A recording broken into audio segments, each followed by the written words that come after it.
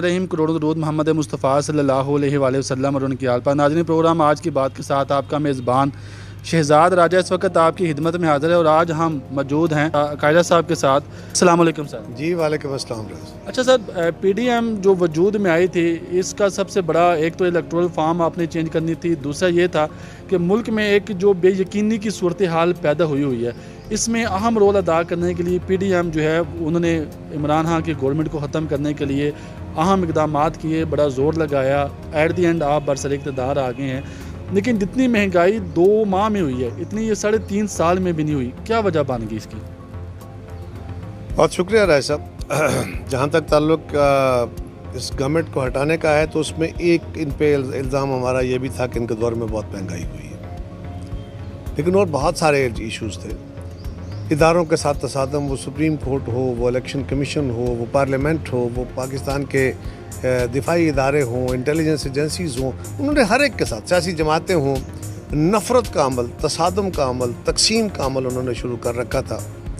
और उनके इक़दामात की बदौलत पाकिस्तान की इकॉनमी भी बर्बादी की तरफ जा रही थी। पाकिस्तान की खारजा पॉलिसी को बहुत शदीद चैलेंजेस थे और हम ये समझते थे कि अगर ये और कंटिन्यू करेंगे तो पाकिस्तान के लिए कोई अच्छी खबर नहीं आ सकेगी, बल्कि पाकिस्तान और मुश्किल वक्त में दाखिल हो जाएगा। लिहाजा उनको हटाते हुए एक इशू ये था। हाँ, ये बात आपकी दुरुस्त है कि जब से हमारी हुकूमत आई है महंगाई बहुत बढ़ी है, लेकिन ये बात दुरुस्त नहीं है कि उनके 3.5 साल में उतनी नहीं बढ़ी जितनी इस 2 महीने में बढ़ गई। सर, इसमें मैं छोटी सी पे गुजारिश करता हूँ। ये बात दुरुस्त है कि हमारे दौर में महीने या सवा महीने के अंदर पेट्रोल की कीमतों में, पेट्रोलियम मसनूआत की कीमतों में कोई 100 रुपये लीटर का इजाफा हुआ। बिजली के नर्ख बढ़े हैं, गैस के नर्ख बढ़े हैं और उसके नतीजे में हर चीज़ बढ़ गई, हर चीज़ के रेट बढ़ गए हैं। इसमें कोई दूसरी राय नहीं है और ये एक बहुत मुश्किल और बल्कि रादर ये कहिए कि एक बुरा फैसला था जो हमें करना पड़ा। अब ये फैसला क्यों किया गया? कोई हुकूमत नहीं चाहती कि वो अनपॉपुलर हो जाए, कोई हुकूमत नहीं चाहती कि वो आवाम को नाराज़ करने वाले फ़ैसले करे। ये फ़ैसले यकीनन आवाम को नाराज़ करने वाले हैं और ये बात भी दुरुस्त है कि मैं जितनी भी कहानी सुनाऊँ, मैं जितनी भी बातें करूँ, मैं जितने भी दलाइल दूँ, जिस बंदे के पेट में या घर में पहले ही भूख है, वो अपने बच्चों का पहले ही पेट नहीं पाल रहा, उसके ऊपर मज़ीद इजाफा हो गया उसके मसाइल में, तो उसको मेरी लॉजिक नहीं समझ आएगी, उसको अपने पेट की भूख समझ आएगी। तो कोई दूसरी इस पे राय नहीं है। इन चीज़ों के बारे में हम आगाह थे हैं।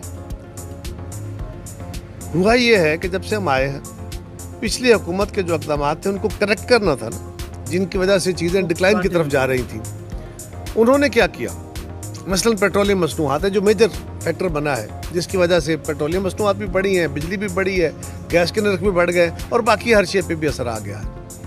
अब होता यह है कि अगर आलमी मंडी में चीज़ों की कीमतें बढ़ रही हैं तो आपको भी उसको ग्रेजुअली इंक्रीज़ करना चाहिए। तो 2 फैक्टर थे।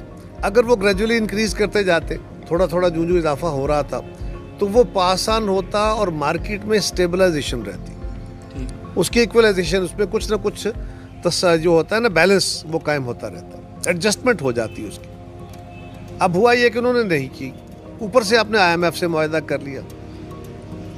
IMF के मुआहदे को एक तरफ रखते हुए जब खान साहब का जाना ठहर गया, उन्हें समझ आ गई, तो उन्होंने एक तरफ तो वो सब्सिडी सारी शुरू कर दी, फिर ऊपर मज़ीद 10 रुपये लीटर की रियायत दे दी।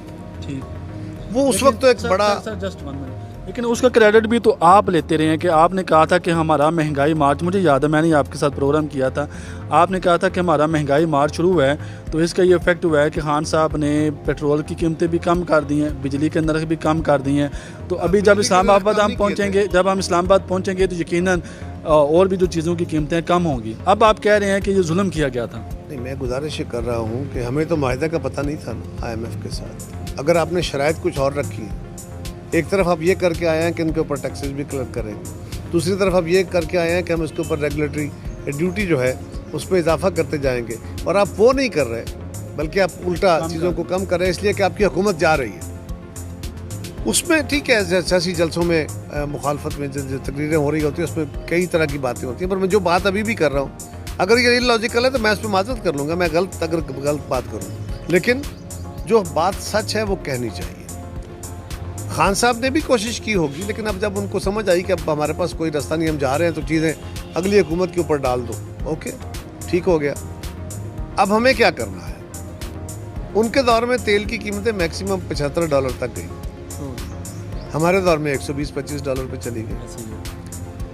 उस वक्त अभी रूस और यूक्रेन की जंग शुरू हुई थी, अब वो जंग अपने पीक में पहुंची हुई है। उसके असरात जो उस वक्त शुरू हुए थे वो आलमी मंडी में पहुंचे और वहाँ उसके असरात बड़ी तेज़ी से फैलना शुरू हुए, अब वो अपनी इंतहा पे पहुंचे हुए हैं। आज सिर्फ पाकिस्तान में चैलेंज नहीं है, आज जर्मनी में, यूरोप के बाकी ममालिक में, आज बरतानिया में, आज अमेरिका के अंदर, आज जापान के अंदर, वो जो दुनिया की ताकतवर तरीन इकॉनमीज़ हैं, आज सऊदी अरब में, दुबई में, वहाँ पर भी पेट्रोलियम मसनूआत की रसद में कमी की वजह से सप्लाई साइड में, इस जंग की वजह से सप्लाई साइड कम हुई और उसके असरात ये हुए कि बहुत महंगाई हुई है।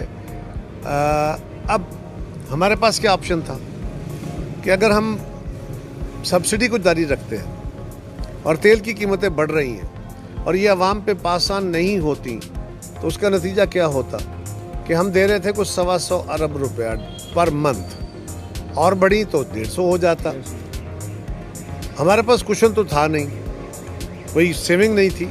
ये जो दावे कर रहे थे कि सेविंग है, फलान है, बिल्कुल एब्सोल्युटली झूठ था। जो कह रहे थे कि जी आप याद रखिए, उस काम को जारी रखने के लिए जो गवर्नमेंट का बजट होता है वो 4 क्वार्टर्स में तकसीम होता है, 3-3 महीने के 4 क्वार्टर होते हैं। उसकी रिलीजेस भी उसी हिसाब से आती हैं, 3-3 महीने की रिलीज। आखिरी क्वार्टर में रिलीजेस डेवलपमेंट को नहीं की गई, बल्कि वो सारा पैसा इधर गया। अगर हम ये काम करते और इसको जारी रखते, किया तो सही, अगर जारी रखते तो फिर उसके 2 समरात हो सकते थे। अवाम तो शायद टेम्परेरीली खुश रहते, लेकिन IMF हमसे नाराज़, वो हमें सारा डील स्ट्राइक ना करता, और वो ना करता तो हमारे साथ एशियन डेवलपमेंट बैंक भी ना करता, वर्ल्ड बैंक भी ना करता, दीगर कंसोर्शियम्स भी ना करते, और फिर पाकिस्तान के जो दोस्त ममालिक हैं वो भी पाकिस्तान को नया कर्जा या पहले कर्जे की रीशेड्यूलिंग वो ना देते।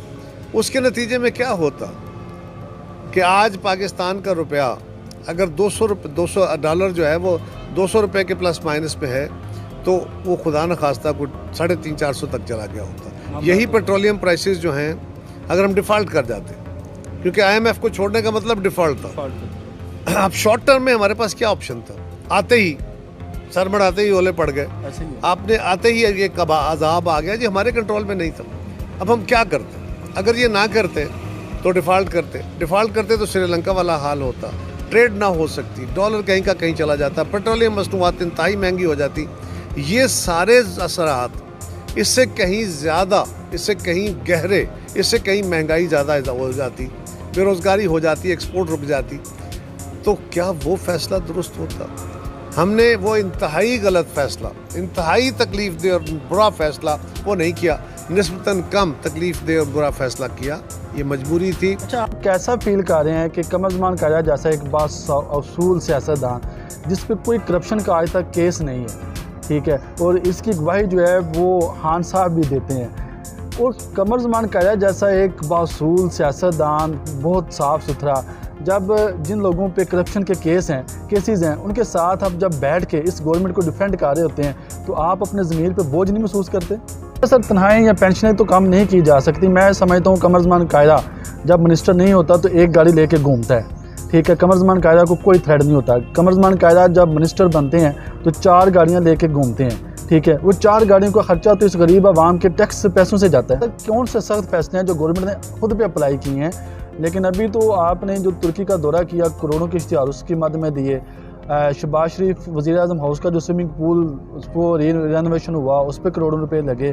किस तरह के खर्चात काम किए हैं आप लोगों ने? कोई करोड़ों के खर्चे नहीं हुए।